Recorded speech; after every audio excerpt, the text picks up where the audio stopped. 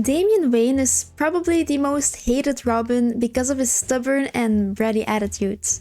However, he is probably also the most misunderstood Robin. Today, we're taking a closer look at his story, his traumas, and what made him the way he is.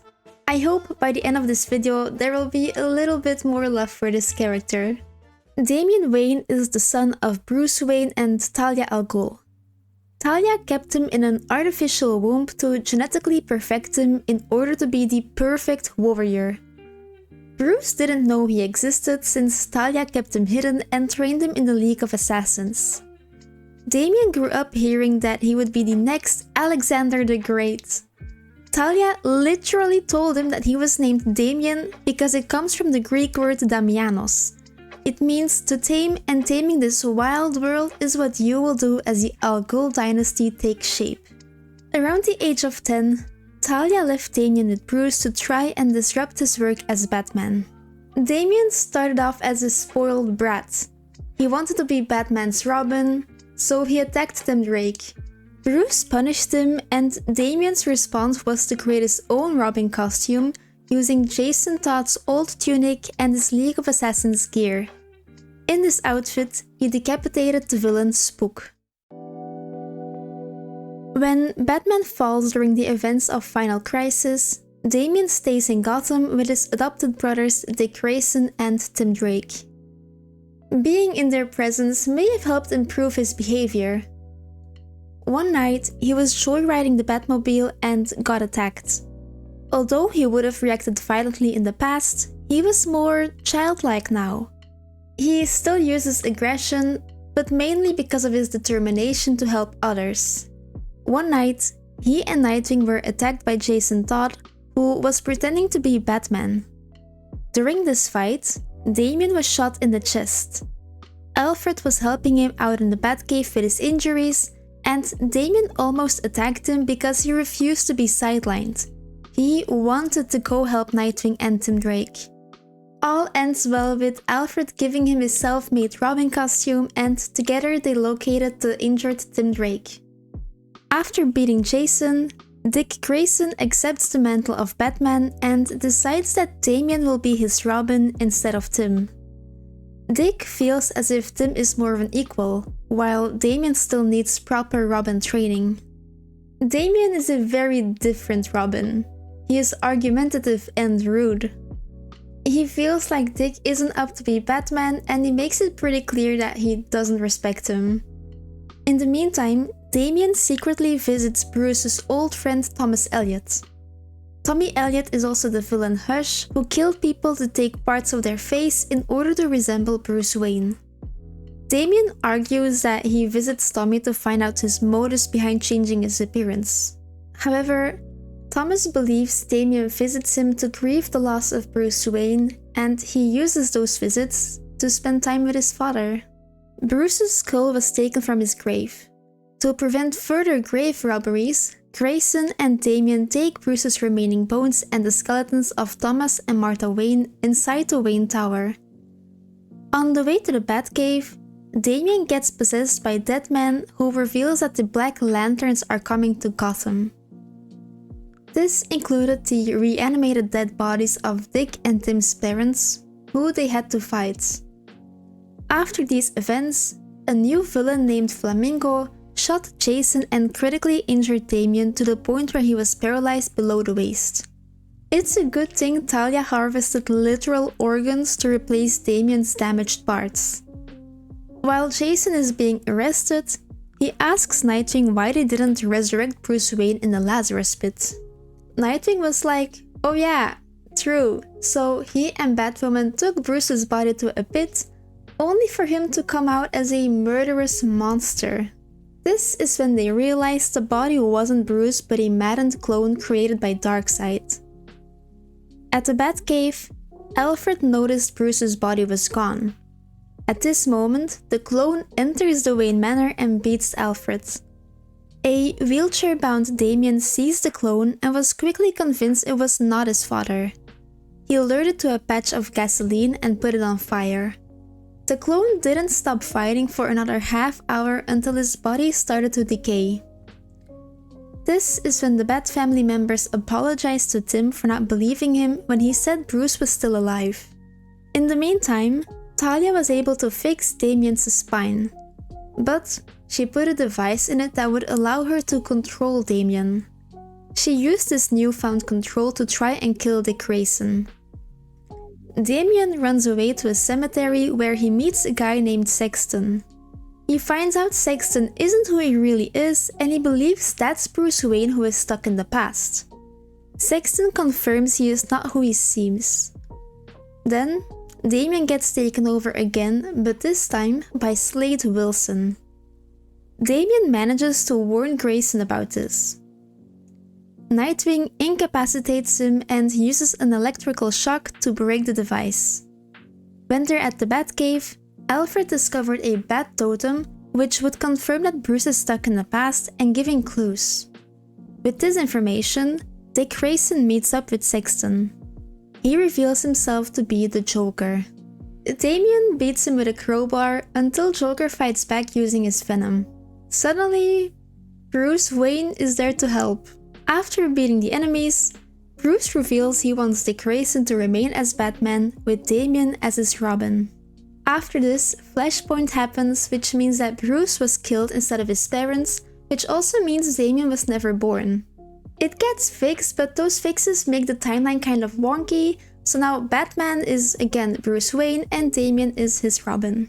Bruce is trying to be a positive role model as he struggles figuring out the father-son dynamic. The two of them get attacked by a villain named Nobody, aka Morgan Ducar. Morgan believes superheroes are criminals and they must be murdered. Morgan tries to convince Damian to switch sides and Damian goes along. Morgan brings him to his secret hideout, but what he didn't know was that Damian was wearing a tracker and radio transmitter that would send everything to his father. When Morgan found out, he felt betrayed and started torturing Damian while describing the acts to Batman through the transmitter. Batman arrives enraged and nearly kills Nobody. He stops once he realized Damian was watching. Morgan threatened them, saying he would come back for them. This pissed off Damian and he killed him with his bare hands. During a cute conversation between the two, Bruce says it would be easier to kill his enemies. But he made a promise to his parents to shine light on Gotham, which implies to never kill. Damian is understanding of his cause and says he always wanted to be like Bruce. Damian asks to not give up on him, and Bruce replied by saying he has no intention to. During the Leviathan story arc, Talia puts a price on the head of her son. Bruce faked the death of Damian and isolated him in the Batcave to keep him safe, while he himself went to Talia and the League of Shadows. Damian disobeys and uses a new costume named Redbird to escape. He and other members of the Bat family rescue Bruce from the League. Batman explains that their defeat is only temporary and that the League will not stop. The only solution would be to return Damian to Talia. This devastated Damian. Not long after, Damian returns to Gotham and fights several Leviathan henchmen in the Wayne Tower. Nightwing comes to help when Heretic arrives. Heretic is an adult clone of Damian. He knocks out Nightwing to fight Damian alone. Heretic gains the upper hand and impales Damian through the chest, killing him instantly. Bruce is devastated and seeks revenge on Talia while searching for ways to bring Damian back. Heretic returns to kill Batman, and Batman definitely wants to take down his son's killer, but after seeing that he's a clone of Damian, he stops. Later, Talia takes him out because he failed his mission. She also stole Damian's body, who was buried next to Bruce's parents. Ross tried to revive Damian using a Lazarus pit, but with no luck. Batman takes the body back home to have it buried again, only for it to be stolen again, but this time by Darkseid. There was a Chaos Shard inside Damian's body. This shard once belonged to Darkseid, so they brought Damian's body to Apocalypse. Batman is able to retrieve his son and the shard. He can use the shard to bring someone back, either his parents or his son. He decides to bring back Damian. During the events of Batman Endgame, Joker and Batman fight in a cave beneath Gotham that's rigged with explosives. Joker detonates these bombs, leading to his and Batman's apparent death. This makes Damian re-evaluate everything, and he sets out a journey to create his own destiny and make amends for all his wrongdoings. Of course, Batman didn't actually die, and he survives with some memory loss. During this time, Damian becomes the leader of the Teen Titans and becomes best friends with Superman's son, John Kent. The Teen Titans do end up falling apart, which resulted in Damian going out on his own adventures. In more recent stories, Damian is back as Robin to Bruce's Batman. Just like Tim Drake's story, Damian has had to deal with a lot of loss and grief, especially regarding his father, but also himself and the life he could have had. He didn't know his father at first and was then abandoned by his mother. Shortly after, his father died, which led to him being injured and used as a weapon to kill his brother, Dick Grayson. And then, when he finally got his father back, he was abandoned again to stay with his mother. This ordeal led to his own death, and once he was revived, he lost his father again. Damian's story seems to have 2 points that I want to discuss. The first one is grief, and the second point is parents. Damian has had to lose his father twice while he was still a child, or at least an adolescent. Losing a parent suddenly is bound to have effects on mental health. Grief is normal, but losing a parent is rated as one of the most stressful events that a child can experience. In the US, 1 in 20 children under the age of 18 experience this. Losing a parent is related to suffering from depression and/or post-traumatic stress disorder during the first year after the death. Although most younglings do manage to grieve in an adaptive way that allows them to function normally again after a while, some, however, will suffer from a prolonged grief reaction. This means they experience a complicated, intense, and persistent grief that interferes with their daily life. It occurs when the person has been gone for over 6 months, the grieving child has an intense yearning for the deceased, they experience disbelief, avoidance, emotional pain, difficulties moving on with life, numbness, a sense that life is meaningless, and/or intense loneliness. This all causes distress and has a negative effect on their life. Whenever a young child goes through something like that, it may result in other problems as well. In Damian's case, he always had one parent at a time. While experiencing grief, it could lead to other behaviors such as anger. This could be because they feel deprived of the person they're missing, especially when it's a parent or other primary attachment figure. A loss also goes hand in hand with changes in their daily life and routine. In children and adolescents, this could lead to irritability, stubbornness, tantrums, oppositional behavior, and conduct problems. I don't think Damian suffers from depression. I tried looking into this, but all I found was a fanfiction of Damian Wayne dating Marinette from Miraculous, and they broke up and that made him really sad. However, we do see a Damian who is irritable, stubborn, and who doesn't always obey the rules. I definitely believe grief or the general experience of loss has something to do with that, but not 100%. Damian has had to say goodbye one too many times to a loved one. However, he also grew up hearing how great he was going to be and what a leader he would become when he got older. He was literally the perfect weapon. Telling children how great they are and how big and important they will be comes with high expectations, and that can cause stress. In addition, a child can worry about how to live up to this image and these expectations. That's a lot of baggage for a young child to carry. When Damian first met Batman and sees Tim as Robin instead of him, that can be painful. He could wonder why Bruce never searched for him and why he wasn't Robin next to his Batman. Feeling like you're not meeting the set expectations can lead to low self-esteem and shame. Damian is a mouthy child who externalizes his feelings. He's not going to keep quiet and suffer in silence. He will act out and try to prove himself, which is exactly what he did by creating his own Robin costume and disobeying the rules. Losing a parent isn't the only traumatizing experience a child can have in regards to their parents.